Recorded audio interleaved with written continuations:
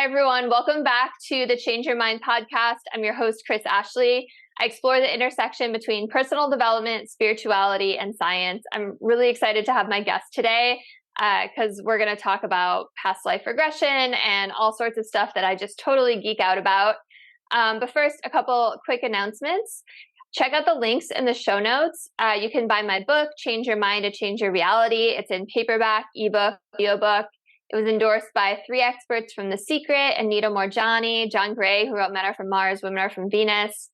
Also, this podcast is part of a podcast network that's owned by the Los Angeles Tribune. So we've got a lot of really cool stuff going on in the personal development realm. So keep an eye on us, keep up with what we're doing. All the links for my free workshops, my seminars, events, coaching are in the show notes. So today I have with me Dawn Grace Kelly, all the way from New Zealand, I believe, which is exciting.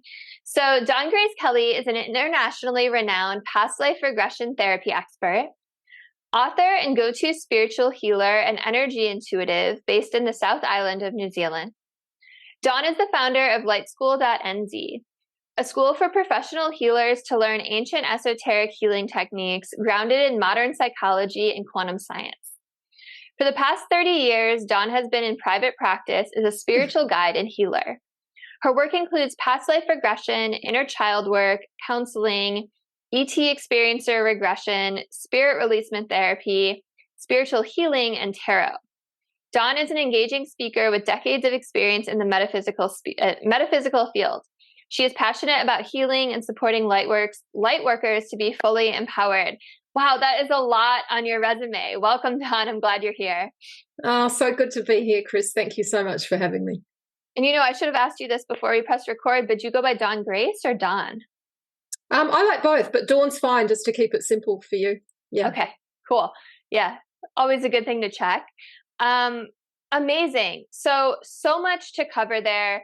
I like to start all my episodes the same way, and that is to ask what people's origin stories are, because it's so fascinating to me what led people on this spiritual journey. And usually there's something that happened in their life that kind of triggered a change in trajectory. So if you wouldn't mind sharing what got you started in this spiritual journey. Yeah, thank you, Chris. Yeah, when I think about that question, it always makes me think, where were those origins? And they're not from this lifetime, but I totally understand the question, and I'll stick with this lifetime because we do bring so much through from other realms and other times. So yeah, it began way back, but in current lifetime, where would it have begun? My mum is a professional astrologer. She was studying astrology when I was a child. She was a metaphysical student. So those kind of teachings have always been around me. So I guess I could say in current time, I was looking for a mother that could help hold the energy for what I was bringing through. In my teens, I was studying numerology and astrology. And as I moved into my later teens, starting to think about what I wanted to do, I always had wanted to be a natural healer. It was just kind of in my bones, I guess. It was a natural passion and interest. So I thought I wanted to be a naturopath, and I studied naturopathy. I was lured by the glamour of becoming a flight attendant. So that kind of took me off that. I wanted to go and explore that kind of world for a little while before I got back to my studies. As it turns out, that was excellent training for a lot of the things that I do now. But while I was working through that career in my 20s, I was continuing my studies, and it was starting to get a little more spiritual. And I guess I think what was probably pivotal is when my older brother, maybe 3 years older than me, he died of an autoimmune condition. And when I was going through that grieving process, he came to me in spirit, and that was my first conscious experience of having spirit close. My mother had been doing automatic writing. That was something I knew about.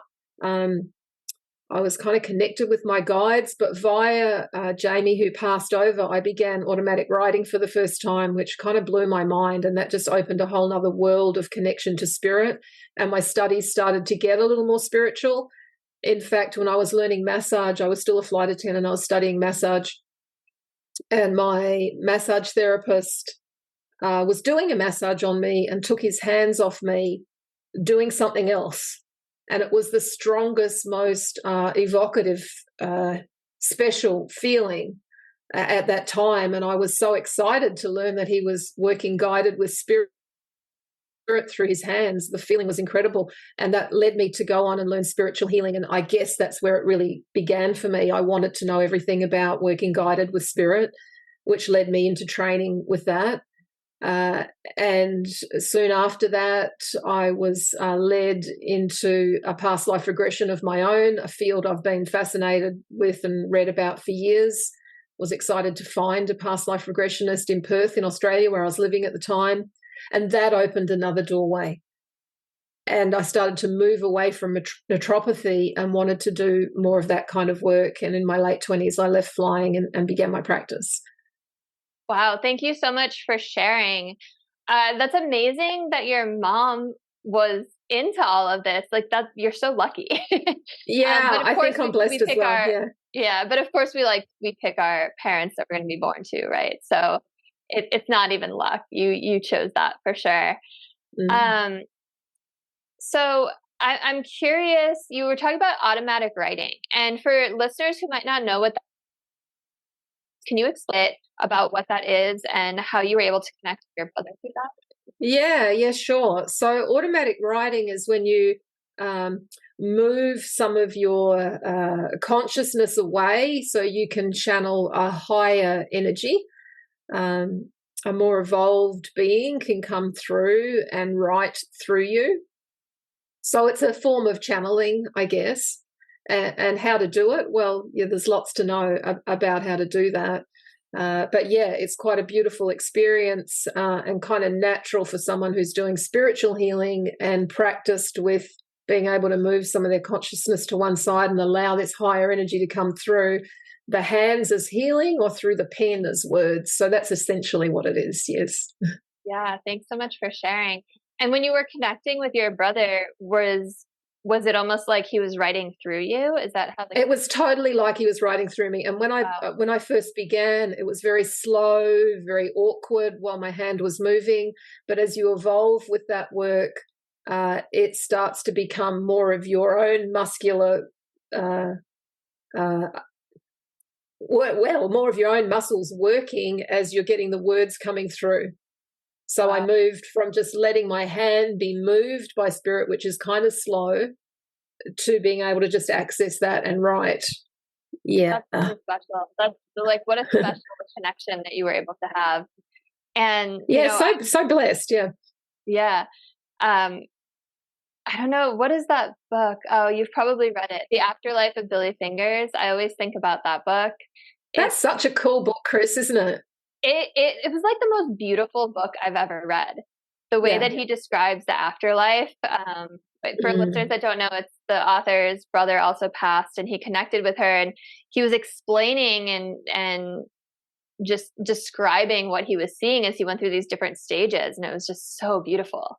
Yeah, so fascinating. It really is. And I'm just I'm writing a manual at the moment for life between life work for a new course that I'm offering shortly, and it's taking me right into that field. And I'm glad you mentioned it, because that'd be a really cool book to revisit. Yeah, and to just reference. Yeah, absolutely. Yeah. Okay, so talk to me about life between life work. And I know that you've studied QHHT as well, even though your most of your modality is what is it? I wrote down Reverend Neville Noel's technique now, and I'm going to ask about all of that. But I'm such a Dolores Cannon fan. Between Death and Life is Between Death and Life is my favorite by her. I love it. Was life changing. I love hearing about all that. So please talk to me about this manual you're writing. Talk to me about your work in this. space. Yeah. And I just love the synchronicities. We're obviously so meant to be together today. Well, we're together, so obviously we're meant to be. But there's another point. That's one book of hers that I haven't read, and I only discovered that book 2 days ago. Wow. So that gave me goosebumps. That's crazy. I know, right? And it's a book that I want to get my hands on. I'm keen to look at it. Dolores's work is awesome. She's a great pioneer, one of the pioneers in this field. And yes, I've had the privilege of training with her before she passed into spirit. And I do use some of her techniques in my work as an adjunct for my advanced students.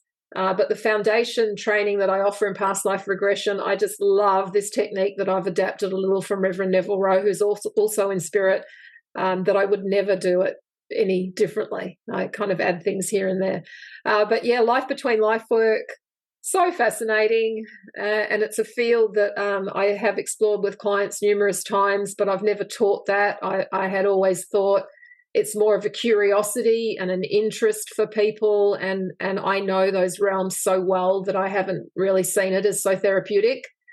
Yet having revisited that with some clients this year, it's like this is actually quite therapeutic in a whole different way. So I'm now moving on to offer that for my advanced students who have got really solid foundations in hypnotherapy or past life regression to just go a little bit deeper into these realms where, of course, we can learn all sorts of stuff about why we've chosen the lives we've chosen, why our relationships are the way they are, meet with our wiser, more evolved spiritual beings, have our questions answered, do physical healing work, even exploring in the spirit realms. So I'm excited about that, as well as doing womb work, which is something I've done but plenty in the past. It's a nice adjunct with the life between life work, exploring coming into the body and what's happening while you're in the womb, etc. So it's all fascinating, and anything in that spiritual realm is too interesting not to be doing more with. It's so fascinating. And now that I've been into all of this for 2 decades now, but I can't imagine why so many people just get so absorbed in the petty dramas of this earthly 3D experience when there's so much more that we could be talking about, like all of this. But you said womb work, which is just like made me perk my ears up because I'm 7 months pregnant right now. So talk to me a little bit about that as well. Yeah, sure. So, well, obviously, we've got experiences in other realms, in other lives, other planets, in the womb, in current life. We've got experiences everywhere, and they are all places that we might go when we're looking for the root of some of the stuff you were just talking about, all the day-to-day stuff that we, carry on about, things that are, when we go deeper with some of that stuff, instead of just the chatter and the story of it, when we go deeper into where the roots of these feelings are or the roots of these issues, we can find ourselves in any of those places, and sometimes it is in the womb. And so I work in that place when we arrive in that place, when that's where we go during subconscious mind work. And it's a place where, just like every other place, where stuff is happening around us with other people around us, and we're responding and having our own personal experience of that, which may result in some level of trauma. And when we're dealing with 3D earth life, it's not unusual to have some issues around maybe arguments or guilt or concerns from the mother. They will come through to us, and we will perceive them. No pressure, but the deal is, Chris, isn't it? I mean, we do these imperfect lives with our egos, and we don't do perfect. We can't be that. We can do our best to be the ultimate healthy mother psychologically and physically through our pregnancy, but it's not realistic to be perfect through all of that, because there is, of course, there's lessons that this little person is bringing you, and there's lessons this little person is needing to experience from choosing you. So it's all okay on a meta level, I guess, on a higher level.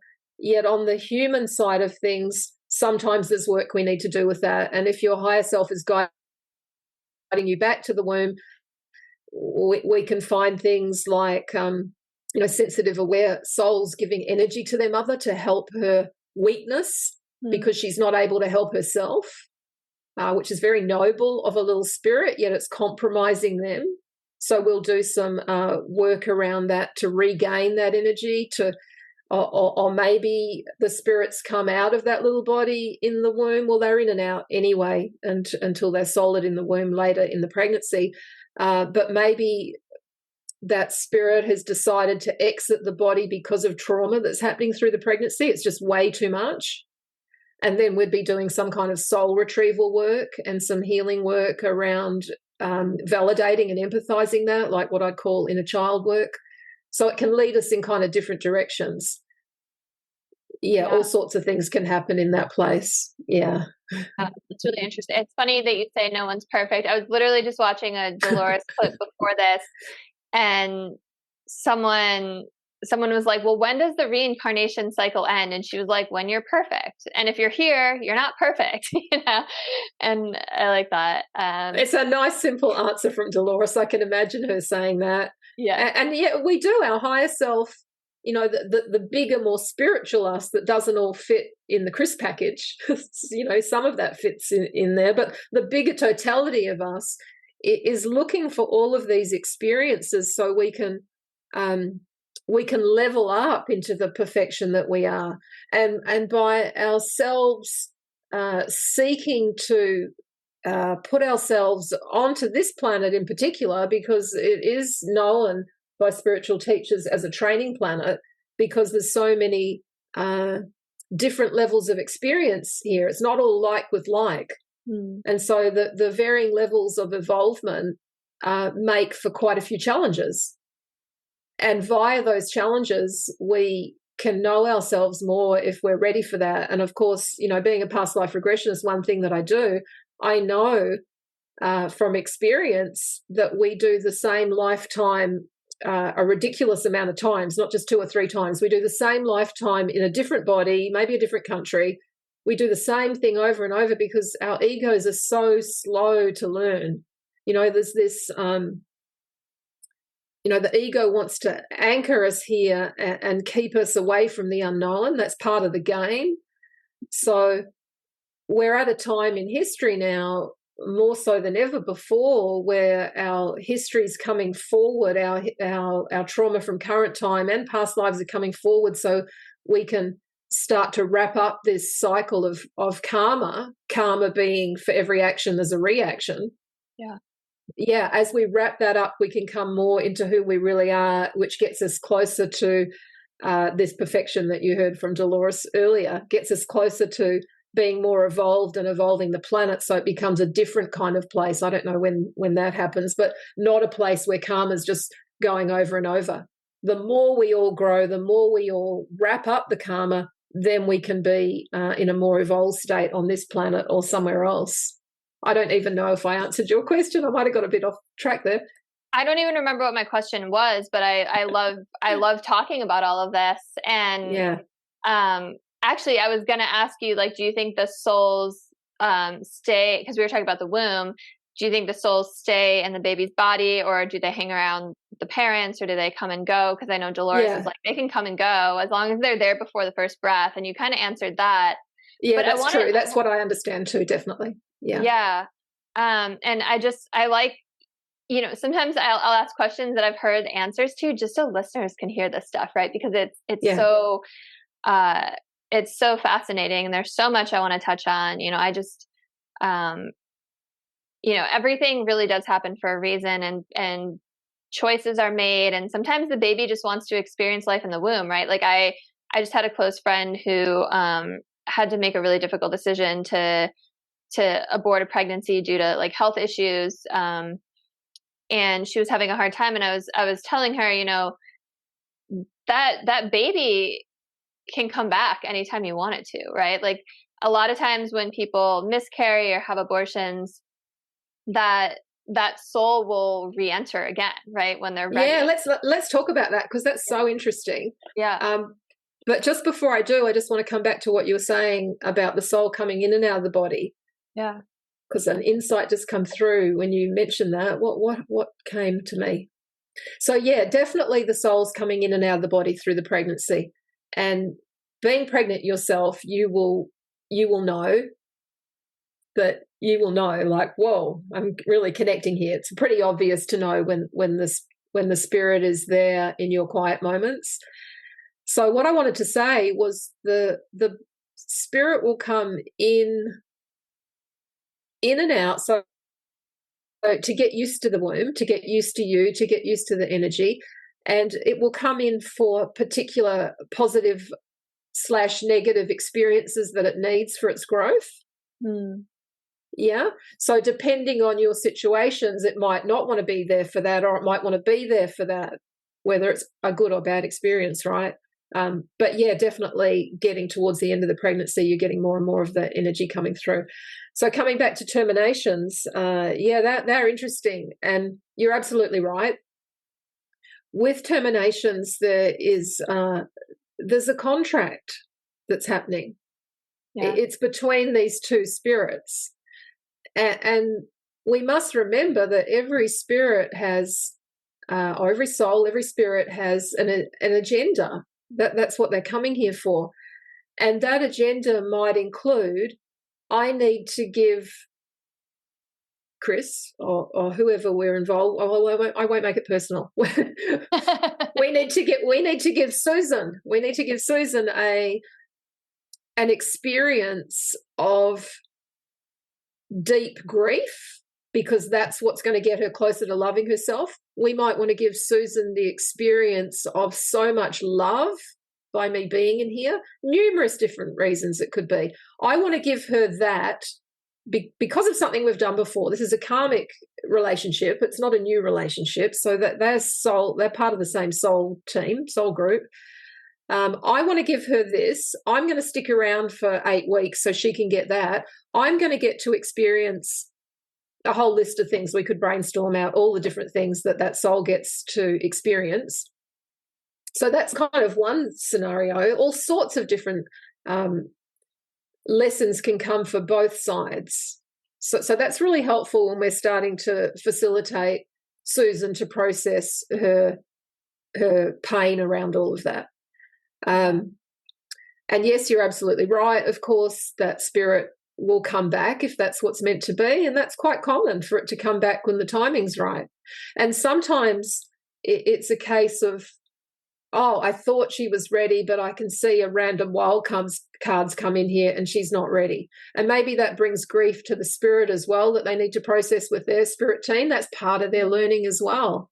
And then they set the time up differently. So yes, it's all as it's meant to be. And of course, we get into more harm for Susan around all of that if she's not processing her guilt. So she's got an opportunity to go deeper with that. It might bring up stuff from her childhood that needs healing, or from past life that needs healing, etc. And then the little soul's done a major big job by taking her back and getting her more ready, better ready, there's some bad English, for when it's time to bring that energy, when the timing's right for them to be together. Yeah, and, I love, sorry, go ahead. Yeah, I was just going to say, I'm very familiar with miscarriage because I did have 3 miscarriages in a short period of time before I held a pregnancy with my partner and I's only son, who's 17 now. So I went through this process of a lot of miscarriages, no terminations. But what I saw through that, so yeah, pivoting slightly into miscarriage, but what I saw from that, obviously on the 3rd one, I was like, we got to get to the roots of this because this is too much. This is a lot to go through, which did take me into past life work, which sorted out the issue. I was able to go on and hold the pregnancy after that. But I knew from my inner connections that Rain, my son's name's Rain, that Rain was around through 2 of those. And my sense is that The first one was another energy that I needed to sort some stuff out with. So it can really vary. Yeah. Yeah, thank you for explaining all that. It's so fascinating. And I think it's also important for people to know that, there's nothing but forgiveness and love from that soul to you, right? There's no resentment, there's no anger. And this might be a lesson that you needed to go through, right? Yeah. This was in your Yeah, contract. absolutely. And that makes me want to talk about if it's making me think about that spirit staying close to you because you haven't resolved this, and it's the spirit's love and care and concern for you can even have them maybe earthbound, where they're not able to go and heal and evolve and do the next thing until you've made peace with this. So then that energetic tie so you can both heal. Does that make sense to you? That's so interesting. Yeah. And I've heard the same thing about people who pass over. When you grieve so hard for someone and you can't let it go, and you're just in that place of despair, you're actually doing them that soul a disservice, right? Because you're keeping them earthbound. Same kind of thing. Yeah, absolutely. Yeah, you've got some good knowledge about all of this, Chris. Yeah, definitely. And that's another field I do work with. I do spirit releasement therapy, and it's something we see often. Yeah. Yeah, so it's not unusual to do a therapeutic session with your loved one in spirit when you feel ready. I mean, obviously, your child or your partner, that's not going to be easy to let go of. There's a process here. Yeah. And they will stay close to earth to support you with that process. And if you're getting some strong, aware support around this, it's not so difficult to feel when the time's right to do another level of this, which is letting them go. Mm. So it's not so much the grief that holds them. Yeah, and let's just talk about that for a moment, because grief is a feeling. If you're with that feeling, that energy's moving through your body. But if you're with the thoughts, and sometimes the intense thoughts might take us away from the feeling, and we think we're grieving, but we're not feeling anything. We're getting into story about how bad this all is. That's a different, that will hold them more.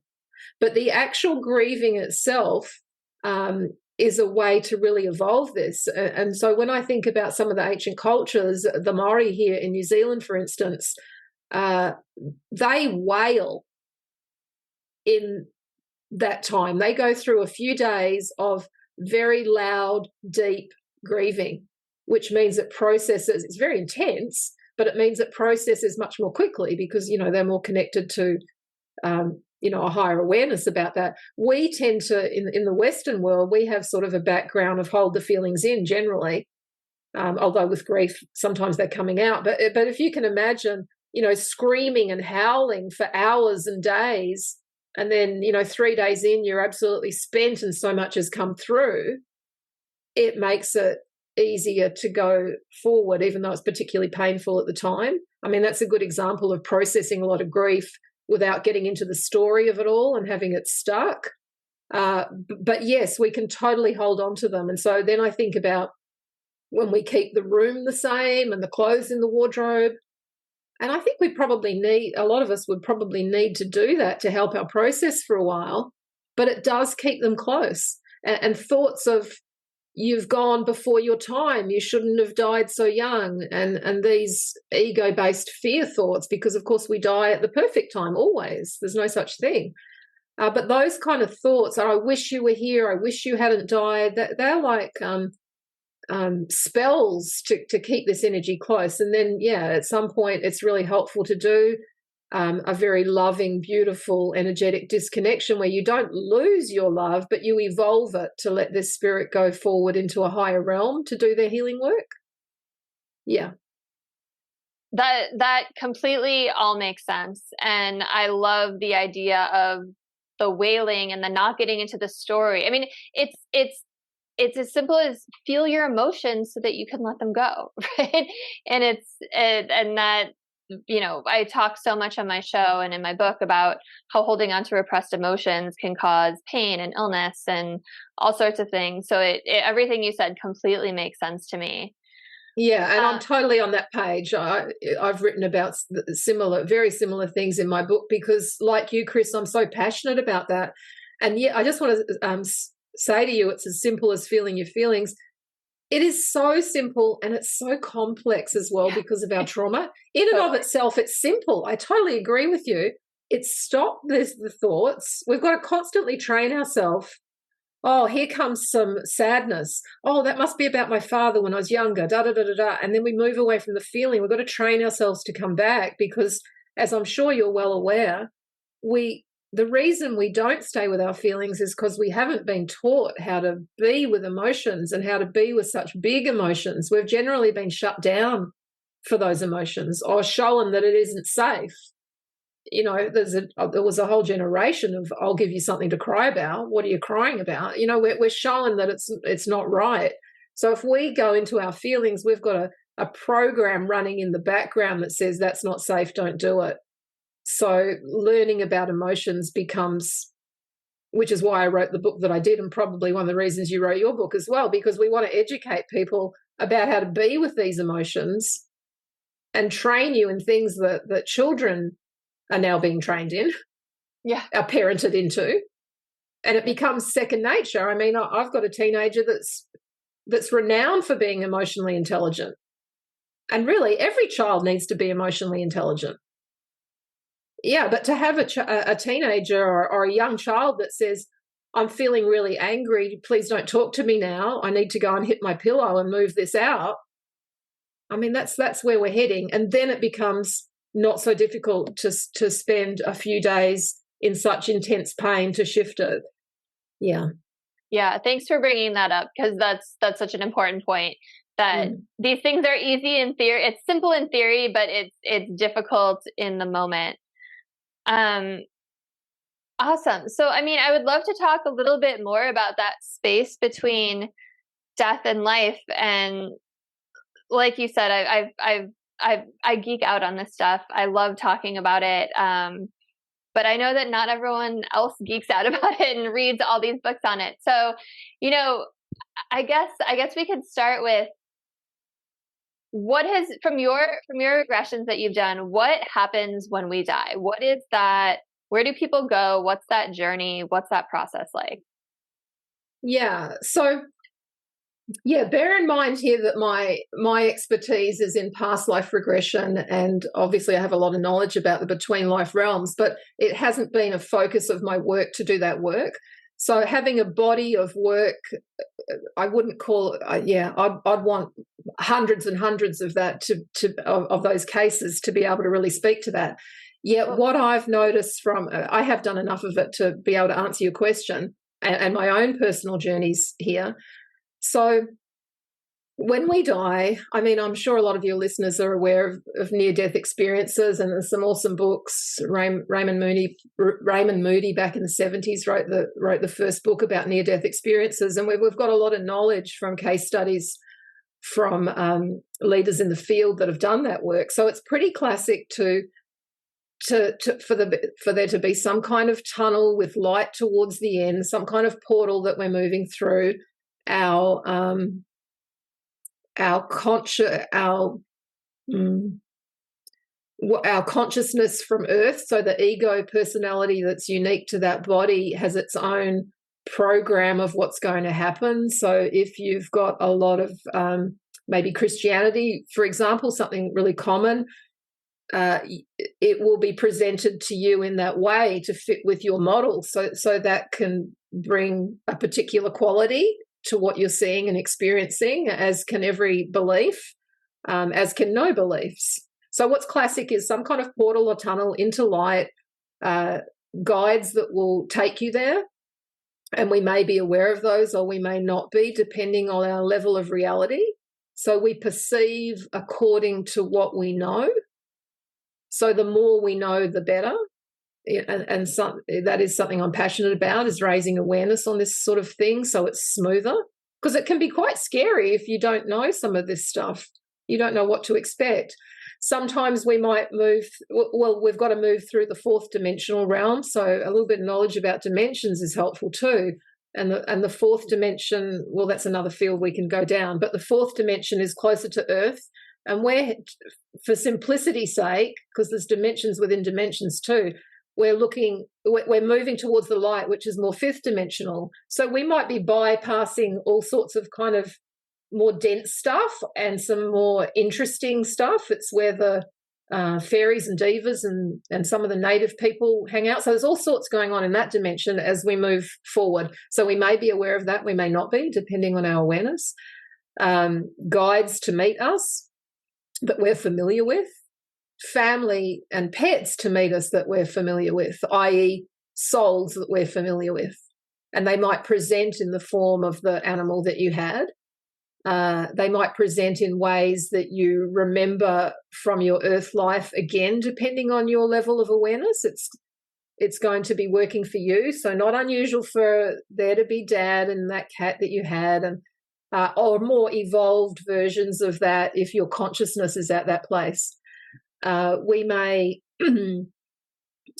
once again, this is all really dependent on our level of awareness, because it really varies. So we may go to what we might think of as a hospital, a healing kind of place, and that's somewhere we're likely to go if the death was sudden, or after a long illness where we're needing to integrate and process that. So that's a common place to be, and somewhere that I've seen numerous people, and more so because I do therapeutic work, so I tend to be targeting things that need to be healed. So it would be different if we're doing more exploratory work, but in the therapeutic field with the sort of things that I'm dealing with, we often find ourselves in hospital, or if I'm working with people who have suicided, that they're often in a place like that where once we've got them to a place where they know they can go to the light. There's another interesting topic, because they often stay earthbound with the shame that they're feeling. It actually doesn't heal a lot until you are open to go with your guides or into the light. So some kind of hospital place or a resting recovery place where you're shown, where you can just land and realize what's happened, do some healing work, do your life review. That may happen there, or it may happen elsewhere, where you can start, when you're ready, exploring outside of that place, the beautiful gardens, etc., until you're in a place where you can go further into the fifth dimension, like slightly up. If your vibration's coming up, then you can go forward and maybe do all sorts of interesting things, connecting with other family, maybe visiting the libraries and the halls of learning and hanging out, whatever your agenda is. And from there, when you're feeling ready, or when you're feeling drawn, you'll be wanting to plan another incarnation on Earth or elsewhere, or you might be wanting to rest for longer. So this is up to our higher self's agenda, and you'll feel that draw and that pull. So that's the kind of thing that happens. Isn't it interesting? It's so fascinating, and I'm grateful to you that even though that wasn't your area of expertise, you went there for us, because I think it's so important to demystify death for people, because it's like walking through a doorway. And from all these, I've gone down so many rabbit holes with NDEs. From everything I've read and watched, it's almost like this life is the dream, and you wake up there and you're like, oh wow, I was dreaming, but it felt so real, right? Yeah, absolutely. So it's so like that, Chris, and I agree with you. It's so exciting to be with someone who's on the same page, because demystifying death, I believe, is everything, and that's probably one of my underlying passions and why I'm involved in the things I am, because my raising consciousness is one of the things you'll notice when you go to my homepage. That is the mission. And the raising consciousness is about opening to the bigger reality, like you say. And when we demystify death, it changes life completely. We do so much from an ego place to stop death, We get drugged. The medical system is taught to make us stay alive as long as possible, no matter what, because we don't want death. And we do hear people say he died before his time, he died too young, this is not fair, etc., because death is like the wrong thing, the bad thing. And it is exactly like what you're saying. And if you've done any plant medicine journeys or shamanic journeying work, all of these things that can take you into other realms, you start to come away from a belief in this or a disbelief in this into a knowing in your body once you've experienced that this is the game, exactly like what you say. And that changes how you live. And if everybody knew that death is the coming home, we would live in a different way. We'd have a different place here. Yeah. And that it's, as you were talking, I was thinking also like that it's not painful. Like Dolores even says, if there's like a traumatic death, like oftentimes the soul just exits the body and Absolutely. the body is like, I always think of like the Salem witch trials, like those women weren't feeling those flames. Their souls were like, we're just going to watch this from over here. And the body was wailing and reacting and moving, but the souls weren't feeling that. Absolutely. And, I've got decades in this field. I've got a ridiculous amount of history on that being actually the case, including being burnt myself. I notice feelings in my body when you mention that. And yes, I remember feeling the heat and the flames on my legs, and then I was out of my body. That was enough. I don't want any more of those flames. So before you're falling off the mountain, you've jumped off the mountain to kill yourself, you leave way before you hit the ground. Our souls are smart. So there isn't any pain unless you've contracted to have pain which is usually before a dying experience. It's not the death itself. You're contracted to lie around for a year feeling horrible before you die, because that becomes part of your learning and part of what you're teaching all the people around you as well. But what comes to mind when you're talking about that is the very first past life regression I experienced when I was younger.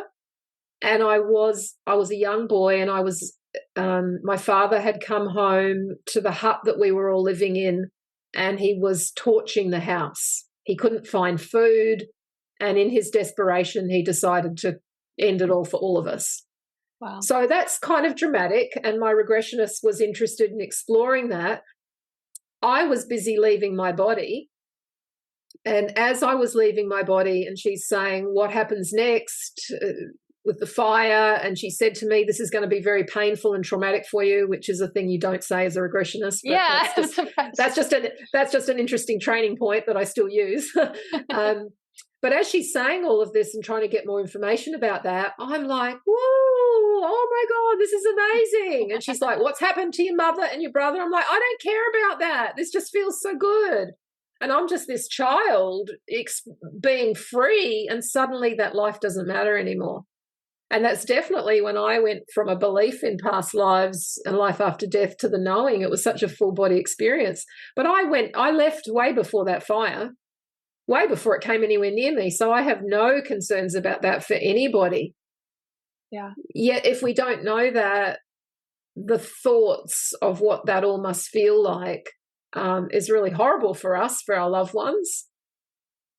But when you journey in and you connect with them and you start to learn this, it brings so much relief to know that they were okay. Yeah. Yeah. And they might be walking around dazed in the spirit world. What the hell happened? And am I really dead? With a sudden shocking death.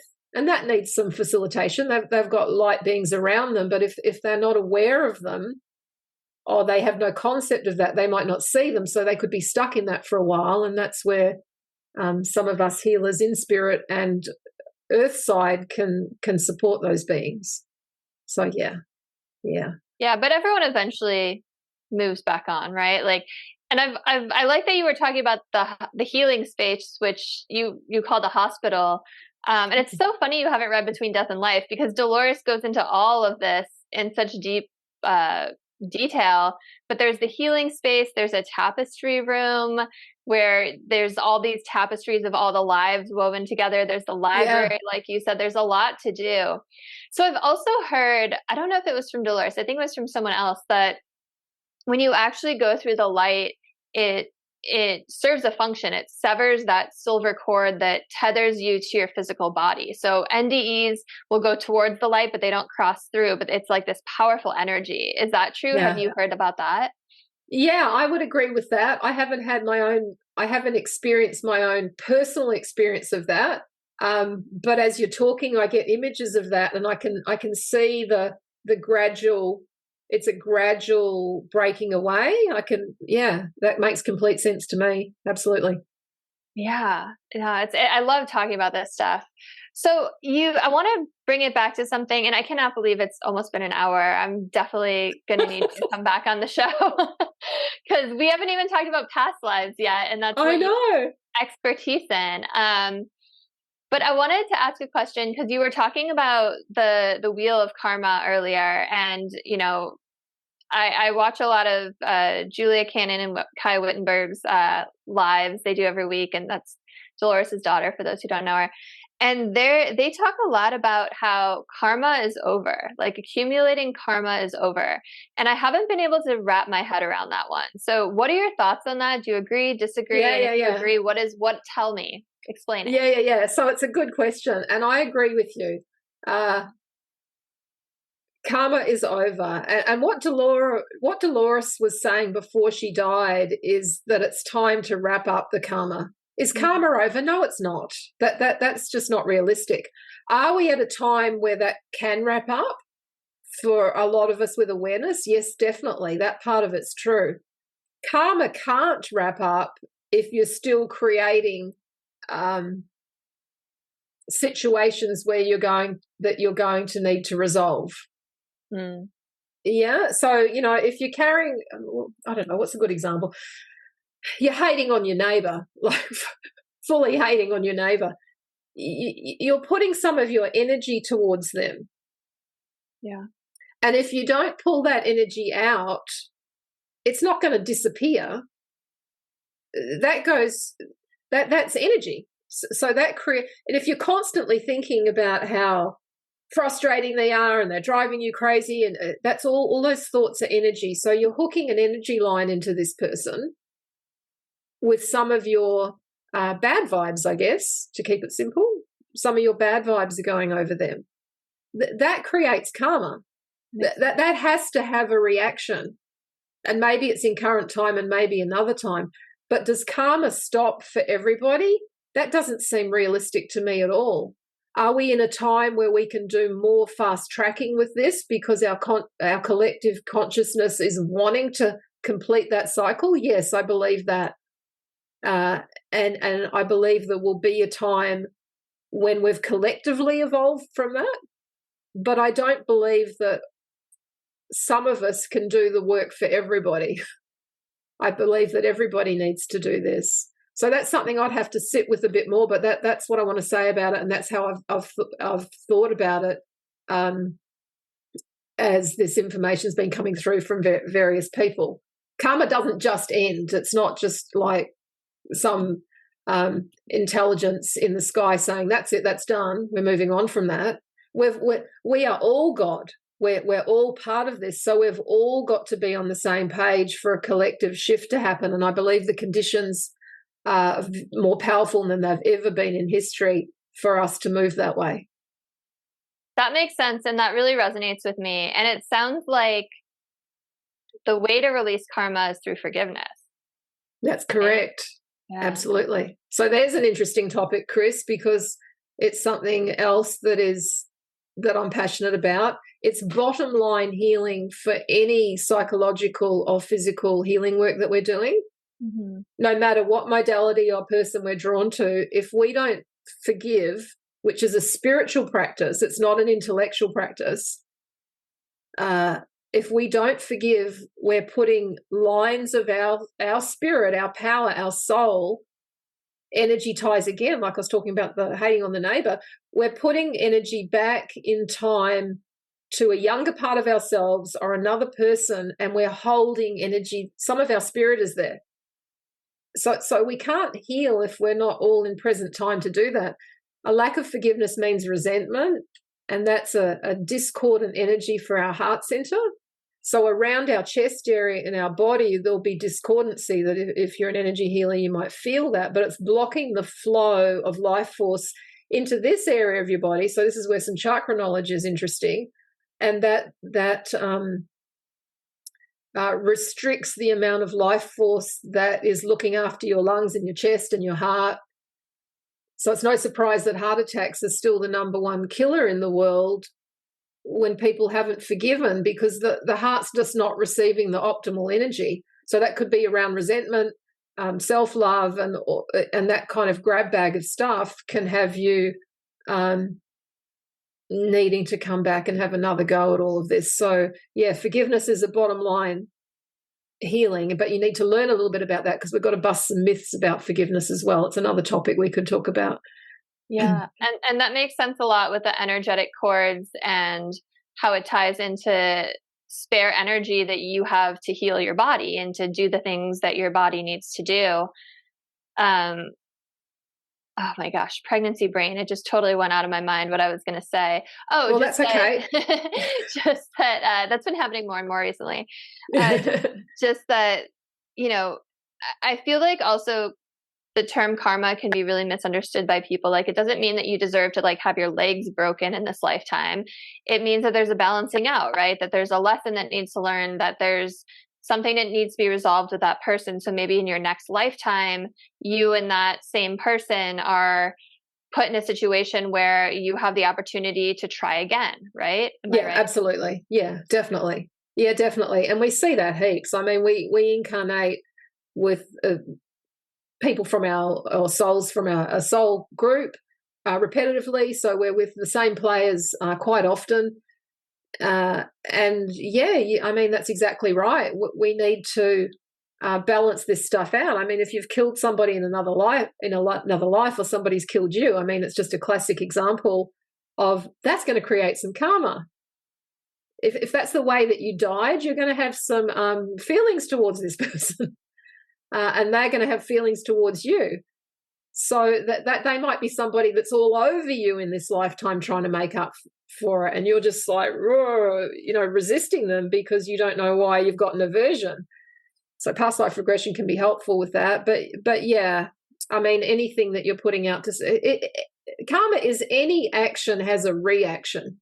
And maybe it's that day, maybe the next day, maybe 10 years' time, maybe another lifetime. That pendulum just keeps swinging, and we're looking for balance.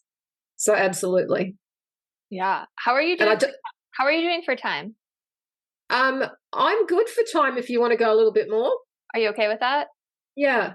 Because I feel like I could talk to you forever. I've got another 15 minutes. Another 15 minutes. Okay. Yeah. All right. So I've heard that having kids creates karma in your life. And because of that, so I was on a 7-year journey to get pregnant, and actually a QHHT session helped figure out like why a little bit. But I think also that idea that having kids creates karma, and I'm here as a volunteer, and I was like, ooh, is that really what's right for me in this lifetime? And I really went back and forth about whether I even wanted to have kids because of that. And I'm curious what your thoughts on that are, and if you agree, maybe explain to me a little bit why. Oh, okay. Let's just see what comes through about that. That's not a question I've ever been asked before, but it's interesting. Having kids creates karma. Well, that's an interesting message to be putting out there. Yeah. we need to extrapolate on that a little bit. We have children because we're drawn to have children for numerous reasons. I mean, just our humanity usually draws us that way.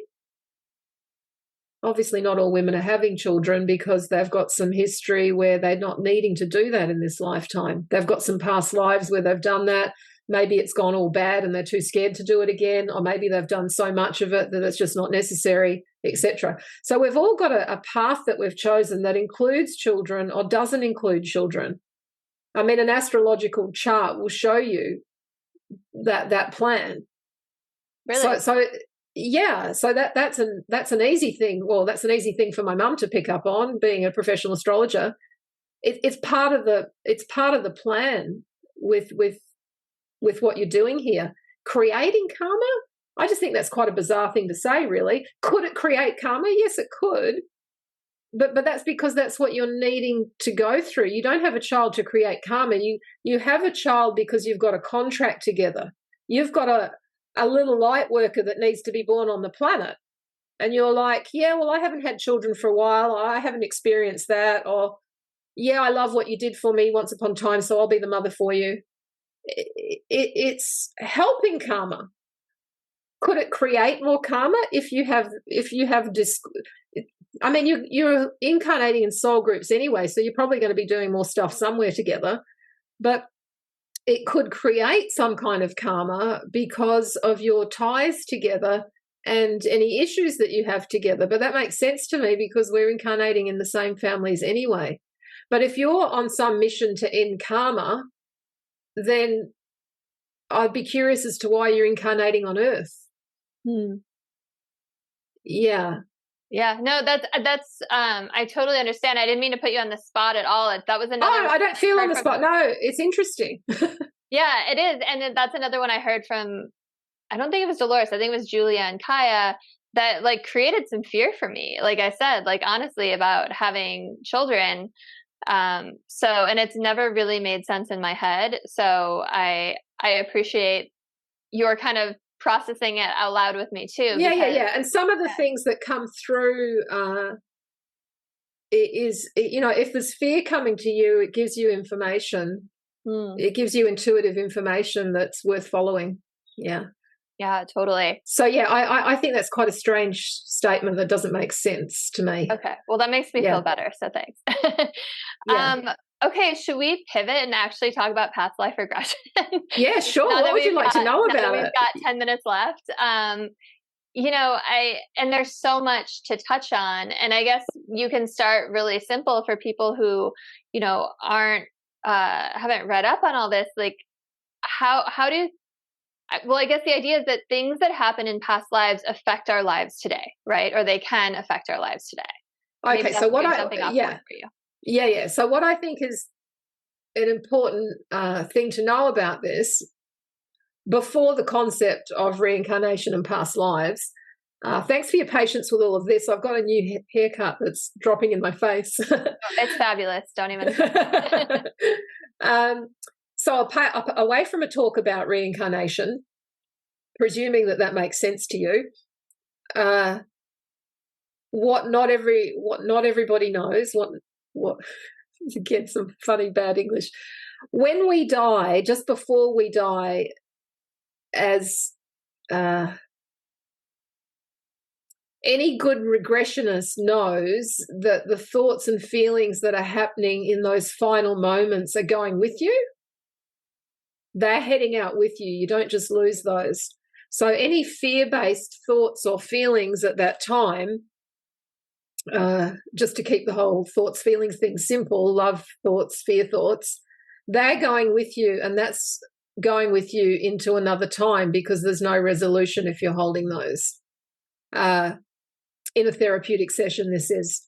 So as regressionists, we look for that information, and then we do some psycho-spiritual work with that after the dying, because this is what is coming into our lifetime with us, that fear of religion, or that despair around having a husband, or that guilt around not leaving the relationship earlier. Whatever the feelings are, that's what's getting in the way of our life today.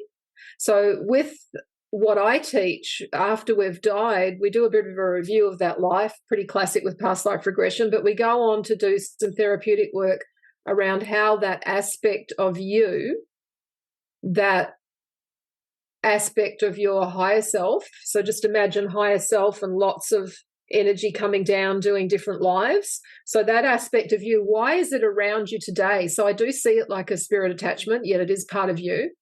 And it's around you today. We discover things like, don't go in the water because I don't want the same thing to happen to you. don't talk about your healing, don't tell anyone or you'll get burnt and killed and persecuted and have 1,000 people throwing stuff at you. They're trying to protect you in the ways that didn't work for them because they're still with some of the more dense emotions that haven't been processed. It doesn't happen every time, but it happens often enough for it to become a really solid way of working therapeutically for healing work. And once we understand what that character's making you do or not do, how they feel they're trying to help you, then we can send them into the light. I.e., there's a part of us that's more fourth dimensional around us. And the more of those aspects we send home, obviously the lighter we get and the more we can hold more of our higher self energy, I guess you could say. So thoughts and feelings of a fear-based nature we will carry through and we'll seek resolution with that. And until that's evolved and healed, we tend to be quite repetitive about how we're doing these lives. Yeah. Does that make sense to you? It totally does. And I'm thinking about my own regressions that I've had that have affected my lifetime today. Also, pain has been a big one, like emotional pain. Yeah. Which probably... Yeah, totally. So, yeah, we find emotional pain through the life. We find it sometimes in the dying experience. The dying experience is often one of the way easier than some of the trauma in the lifetime. But we have physical issues, emotional issues, mental issues, spiritual issues. I mean, that's a brainstorm out that we could do for ages, all the sorts of things that we can work with in other realms. Pretty much it's an endless brainstorm of stuff. And that we will carry through. And sometimes we might still have pain in the hip resulting from the spear that went through us. Wow. Because we haven't made peace with what happened there. And we do such powerful, deep therapeutic work around this that, there is no pain there anymore. So seeing a past life doesn't heal it. Experiencing it doesn't heal it. That's just information. It's not until we get into more psycho-spiritual, emotional work that we can start to level that up. I mean, basically what you're doing is therapy work with people just based off of the trauma they went through in a past life versus this life. Right? Exactly. Yeah. That's exactly it, Chris. And I think healers need to have, I think all light workers, no matter what their modality, need to know how to work in childhood and in past lives, because there's a root somewhere and you need to know how to get there. So I think it's a must do, because it's coming forward more and more because of the power of the times that we're living in. People are having spontaneous regressions. People who didn't even know about this work are suddenly having experiences and memories because we're at a time where we're wanting to wrap up karma. So it's coming forward for a lot of people. And the more that we can facilitate this and help that, the more we get this collective lifting of consciousness to take us into the kind of places that you've mentioned before, where we are all evolving and moving away from karma. Yeah, very cool. And I'm just looking at the notes from when we first had our conversation, and I wrote down that you separate out the character versus who they really are, kind of like parts work.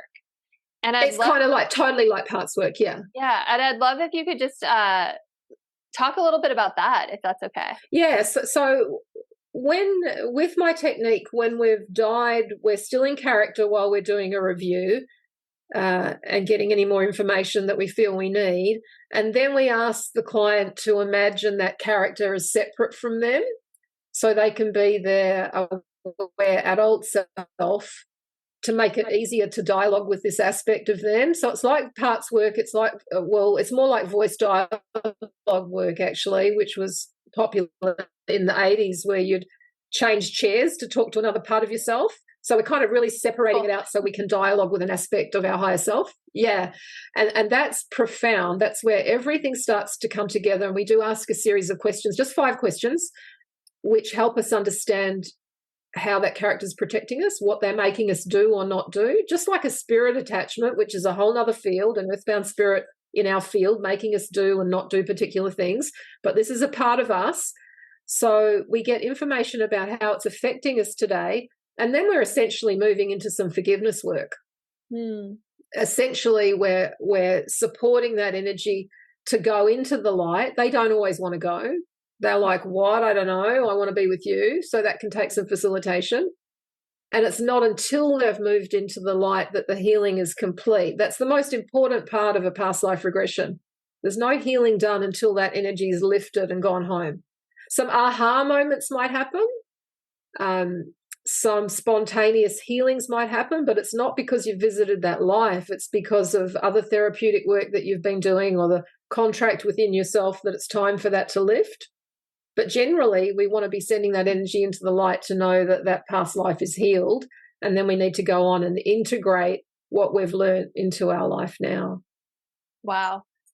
Yeah. It's all so amazing, all this work you do, and just, yeah, it's incredible how you're helping people, and probably just also so fun to explore all of this and just to see people really heal. Especially, that's what always was so fascinating about QHHT to me, is people are healing things that they couldn't heal here, right? Through doctors or alternative therapies or anything, because it ties so far back into all these other lives. So it's just such cool work. Exactly. Look, the healings are profound. The transformations are profound.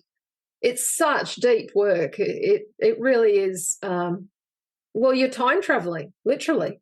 You're literally going into other realms to do this work. So it's very deep and very transformational, and it will become more and more important as people become aware of that.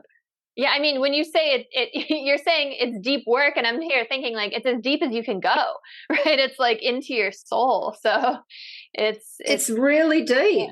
And that's where, and sometimes, actually, you know what comes to mind about this is a question you haven't asked, but it's a common question in here about what happens in our childhood and what happens in past life and where to do the work. So sometimes we'll go to a past life and we'll do this beautiful healing, this profound transformational healing, yet we still need to revisit the trauma in childhood that you've brought in from before to heal it in this lifetime as well. So sometimes we need to do both. Interesting. We can't kind of bypass the trauma that happened in childhood that is there, that you've wanted because of what's happened before. Sometimes we have to do both. That's interesting that you say that it was brought into childhood from what happened before. So it's still stemmed, the roots are still in that past life, but you've brought it into this life, and now we need to like go after that weed, to stay with this plant metaphor. Exactly. So, why are you being sexually abused as a child? And that's so not fair and all of that. But none of that's actually true when you're going, coming into a higher perspective on this. Yes, to an earth person that is traumatic, and yes, you will have a lot of, there'll be PTSD and all sorts of things that you need to manage, because you needed to come in to have that experience in order to level up in the ways that you needed. So we've got to be careful about spiritual bypassing here, because I do see a lot of that in these kind of fields where you've got to be spiritual enough to understand that. But it's a process. You've still got to process the anger, the shock, the terror. You've got to process all of that before you can come to this more evolved place. And sometimes we're doing both at once. It's like, I know all of this. I'm in this field. Why am I feeling so much pain? It's because you have an ego and you've still got to process that. Yeah. Whilst knowing that there's a play unfolding. Yeah. I think that's so important. And I'm trying to keep an eye on time here, so we need to wrap up. But I think that's really important, because it is easy, once you've done all this spiritual work, well, either A, to be like, why are people struggling so hard? Or B, if you struggle again, and because we all still go through challenges and adversities, to not beat yourself up about it, right? Because you have this earth guide only, right? This ego. And you are a human having a human experience. But on the other hand, it's almost like, I kind of almost think of like each lifetime as like a one piece of like a film. And if you put them all in sequential order, it's like, oh, it makes sense why that happened. Like, I love that. I can see that. That's really cool. Yeah, it's just like a piece of a bigger story. But then, of course, there is no such thing as time, and all past lives are happening simultaneously, right? And then we just and you can't bring that up just when we're about to finish, because you're right. In fact, that's a good point to bring up. Yeah, we can't go into that now. I would love for you to come back on the show though, because I feel like there's so much more we could talk about, and I want to respect your time. So thank you so much. This has been one of my favorite conversations that I've had on the show, and please tell people how they can find you, work with you. What are your offerings? Yeah, sure. So lightschool.nz is my website, and that's where you'll see what I'm up to and what I'm teaching. My focus is mainly on teaching. And yes, you can join classes about past life regression and spirit releasement therapy and all sorts of interesting stuff from wherever you are. We can get you started in current time, and then you can join live classes to complete certification anytime. I do have limited space for one-on-one sessions. It's not so much my focus anymore, but I am available with some notice to be able to do that. So lightschool.nz. On Facebook, it's Dawn Grace Kelly, spiritual teacher maybe, or Dawn Grace Kelly on my public page as well. I've got two there. Instagram, Dawn Grace Kelly. Is that all? That's all. And I'll put all of those in the show notes for listeners. So no need to try to write things down if you're not able to right now. It's all going to be there. Thank you so much. Like I said, I'm going to send you an email after this and ask when we can reschedule for our next one. But yeah, thank you so much. And for listeners, please like, share, subscribe. Let's help elevate the consciousness of humanity. Check out the show notes for all of my links as well. And I'll see you next time. Have a beautiful rest of your day. Oh, thank you so much, Chris. It's been a real joy talking to you. With just being so much on the same page, it makes it easy for me to be able to share more.